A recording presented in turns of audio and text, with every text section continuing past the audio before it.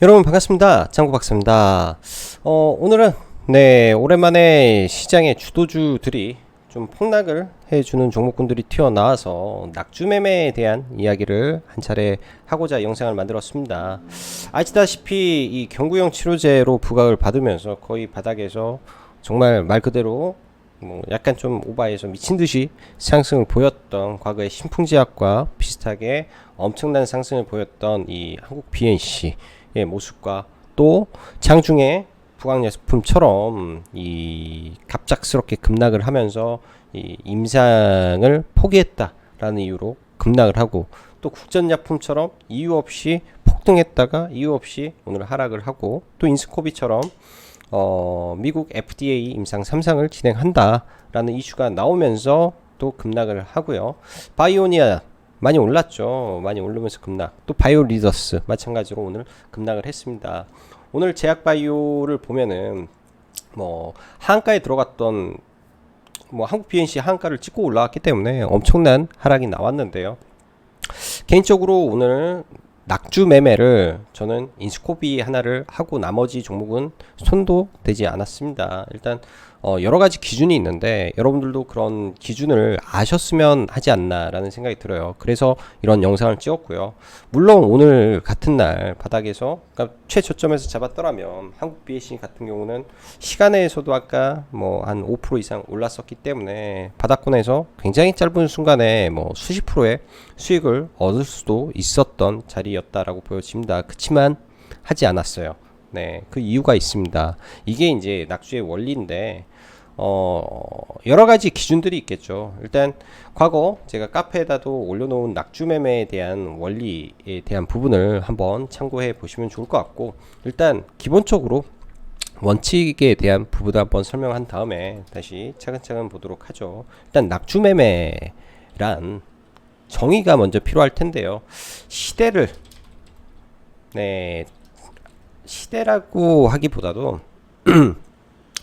분기마다 하나씩 이러한 종목군들이 나옵니다. 예를 들어서 바닥에서 500% 이상 올라간다든지 엄청난 상승률을 보이고 누구나 인정하는 지금 시점에서 초대박주, 이러한 종목군들이 일단은 낙폭과대 종목, 낙주매매의 대상이 되는 거고요. 굉장히 높은 상승률을 보인 종목 안에서 대응을 해야 됩니다. 두 번째, 악재가 없이 하락을 그냥 하는 게 아니라 짧은 기간 동안 폭락을 했을 경우에 한해서 진행을 하게 됩니다. 낙주의 원리는 뭐냐, 이렇게 종목을 끌어올리기 위해서는 예를 들면은 과거에 HM 같은 경우에도, 그리고 데브시스터즈 같은 경우에도 결국은 주식을 끌어올리는 주체들이 있습니다. HMN 같은 경우에는 당연히 이 주체가 기관과 외국인을 통해서 올라왔기 때문에 그러한 주체들로 인해서 낙폭이 제한적이죠. 반대로 상승의 폭도 제한적이고요. 지금과 같이 한국 BNC라든지 국전약품이라든지 바이오리더스라든지 등등은, 그리고 과거 신풍제약까지도요, 전부 다 세력이라는 누군가의 존재가 분명히 있을 거다라고 추론해 볼 수 있습니다. 사실 있는지 없는지는 알 수 없지만은 흔히 말해서 부티크라고 하는 존재들이 있겠죠. 그런 팀이 한 팀이 아닐 경우가 많아요. 어느 밑바닥에서 만들어진 팀, 그리고 위에서 만들어진 팀 등등 많은 이 팀들이 존재하면서 위에서 본격적으로 물량을 털면서 나오는 하락이기 때문에 이미 아래 구간에서는 이미 상당한 수익을 담보로 주식을 계속 끝까지 올려가면서 올리는 도중에도 분명히 차익 실현을 하고 올라갔을 거라고 저는 분명히 판단을 합니다. 그런 주체들이 분명 최고점에서 단기간에 급락을 하게 되면 나머지 물량을 다 팔 수가 없습니다.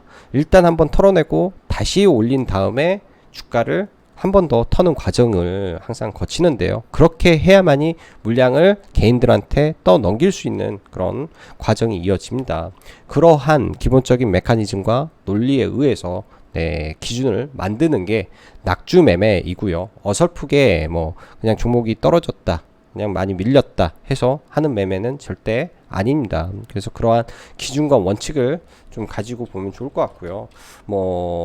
항상 똑같은 기준에 의해서 하지만 상승이라는 거는 이 하락의 폭의 기준을 잡을 경우도 있어요. 제 기준에서는 33% 구간, 그리고 뭐 49에서 53% 구간, 이거는 이제 하락폭을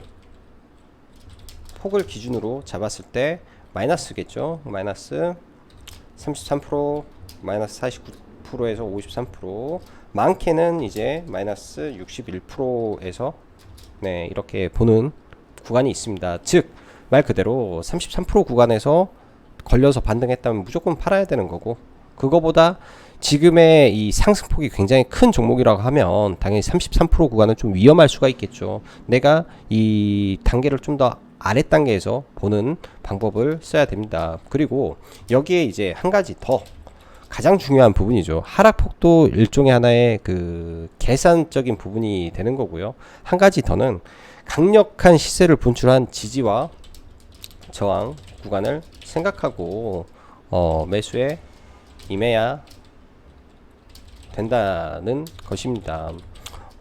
개인에 따라서, 그리고 강심장을 가진 사람의 경우에는 이런 구간에서 굉장히 큰 수익을 추구할 수도 있을 거고, 그러니까 목표 수익은 이거는 좀 이따 말을 해야 되겠네요. 목표 수익까지는 이따 말을 하고, 지지와 저항 구간을 정확하게 정해서 해야 됩니다. 이 지지와 저항 구간이란 지지와 저항 구간이란 뭐 갭이 될 수도 있고요. 갭, 뭐 상한가 갭이 될 수도 있고, 시세의 초입 구간의 일봉상 분봉에서 가장 많은 돈이 들어온 자리 등등, 이거는 지지와 저항을 확인해서 대응을 하면 될 것 같고요. 마지막으로 뭐 피치 못할 때는 이게 급락을 벌어서 많이 밀려버릴 수도 있겠죠. 개인마다 이 손절의 원칙은 가지고 있어야 될 거라고 생각을 하고, 그런 부분은 패스하고, 목표 수익 기준에서 낙주는 단기간에 정말로 많이 터질 때는 50% 이상도 상승할 수 있습니다. 제 기준에서는 20% 정도 목표를 잡고 보는 거고, 그게 이제 하락의 정도가 갑작스럽게 마이너스 6에서 한 50% 이상 떨어졌을 때가 그렇게 되죠. 갑자기 마이너스 50% 정도, 경우에 따라서 하한가 맞고 그 다음날 개파락을 마이너스 15% 떨어지면 마이너스 50%가 이틀 만에 날 수도 있습니다. 그런 구간에 왔을 때는 목표 수익률을 20% 30%까지 잡을 수 있는데, 그만큼의 낙폭이 크지 않았다면 한 10% 정도에서 목표를 가지고 대응하면 좋을 것 같네요. 자, 오늘 시장에서 급락이 떨어진 종목군들 몇 개만 체크를 해보고 빠르게 영상은 마감을 하도록 하겠습니다. 먼저 한국 BNC, 누가 보더라도 시장의 초16급 상승을 보였던 종목입니다. 과거 신풍제약을 좀 볼게요. 이 종목도 바닥에서 갔다라고 치면 그냥 만원에서 갔다 하면 7배가 일단 올랐죠. 7배가 상승한 종목이고, 신풍제약도 뭐 이 자리에서 갔다 2만원에서 갔다 하면 10배가 올라간 구간입니다. 근데 사실은 이 자리에서 갔다 쳤을 때 7배 정도 상승한 이후에 폭락이 나왔죠. 자, 신풍제약 같은 경우도 굉장히 강하게 올라갔다가 위에서부터 어떻게 보면 15만원에서부터 단기간에 6만원까지 떨어졌기 때문에 70% 하락이 나온 종목이에요. 제 기준에서는 굉장히 많이 떨어져 내려온 종목입니다. 그래서 이런 종목군들처럼 한국 BNC를 생각을 해보면, 제 기준에서는 오늘 한국 BNC를 매매할 생각이 없었습니다. 장중에 라이브 방송 때 회원님들도 같이 봤었는데 떨어졌을 때 누가 보면은 이 자리에서 들어갈 수도 있죠. 근데 어떨 때는 여기서 살짝 반등하고 그대로 하한가에 들어가는 경우도 있습니다. 그런 경우가 되면 그 다음날 개파락이 크기 때문에 대응조차 쉽지가 않게 되는 거죠. 제 기준에서 한국 BNC의 경우는 당연히 이 상승을 만들어줬던 이 갭 구간이 되지 않나 생각을 합니다. 그래서 뭐 경우에 따라는 달라지겠지만 이런 구간들이 하나의 자리가 되는 거고, 이 구간이 또 하나의 자리가 되는 거죠.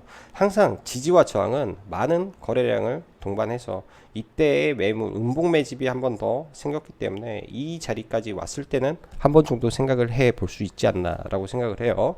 여러분들이 얼핏 보시다시피 75,000원에서 35,000원 언저리는 마이너스 49% 구간이 될 겁니다. 그러면은 여러 가지 관점에서 합리적인 가격의 선택이라고 생각을 하고요.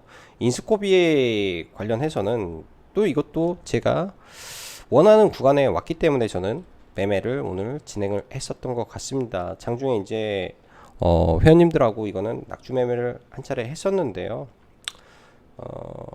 매매를 이어오던 종목이었어요. 매매를 좀 이어와서 이렇게 하고 나머지 물량이 좀 안 팔려서 이날 급락 직전에 다 매도를 쳤죠. 급락 직전에 뭐 좀 낌새가 이상해서 다 매도를 하고, 사실 이 구간에서 원래 떨어질 때 분할 매수를 좀 걸어놨던 구간입니다. 분할 매수를 좀 걸어놨던 구간이었는데 원래 뒷구간에서는 매매를 하면 안 돼요. 그래서 사져서 저도 모르게 사서 그냥 매도를 했고, 이 같은 경우는 기준점이 저는 명확히 있었기 때문에 얘는 볼 수가 있었죠. 그만큼 얘 같은 경우는 악재가 없었기 때문에, 일단 악재가 없는 종목이 떨어져 왔고 지지와 저항 구간이 명확하죠. 돌파자리, 사상 최대 거래 대금이 터진 이 자리, 이런 자리까지 순식간에, 그것도 굉장히 빠른 속도로 밀려 내려왔기 때문에 충분히 낙주를 했을 종목이라고 저는 판단이 됐습니다. 그래서 매매를 했던 거고, 이 종목이 근데 내려온다 라고 했을 때 이 종목으로는 낙주를 안 할 생각이에요. 이 종목으로는 낙주를 안 하고, 자, 어제 종목도 하나 있었네요. 어제 종목도 윌링스, 원래 오늘 생각이 윌링스 하루 더 떨어지면 낙주를 계약했으나 이 종목을 왜 안 했을까요?